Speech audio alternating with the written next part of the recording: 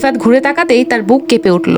অন্ধকারের মধ্যে দাঁড়িয়ে আছে এক রক্তাক্ত মানুষ। তার এক হাত নেই, চোখ দুটো সম্পূর্ণ সাদা, শরীর থেকে কাঠের গুঁড়ো ঝরছে। লোকটা ধীরে ধীরে এগিয়ে আসছিল। আমার হাতটা ফেরত দে না, আমার হাতটা দে। ভয়ে রিফা দৌড় দিল, কিন্তু মিলের দরজা হঠাৎ নিজে থেকেই বন্ধ হয়ে গেল। চারপাশে তখন শুধু মেশিনের বিকট শব্দ। রিফাত অনুভব করলো কেউ তার কাঁধে বরফ ঠান্ডা হাত রেখেছে। পরদিন সকালে রিফাতের বাবা তাকে খুঁজতে খুঁজতে সমিলের সামনে তার জুতোর জোড়া খুঁজে পায়, কিন্তু রিফাতকে এদিক ওদিক খোঁজার পরও পাওয়া যায় না। তখন তার বাবার মনে পড়ে যায় সেই 20 বছর আগের কথা। তিনি ছিলেন এই সমিলের মালিক। একদিন করিম ভুলবশত একটা কাঠ কেটে ফেলে, যার বাজারজাত মূল্য ছিল অনেক।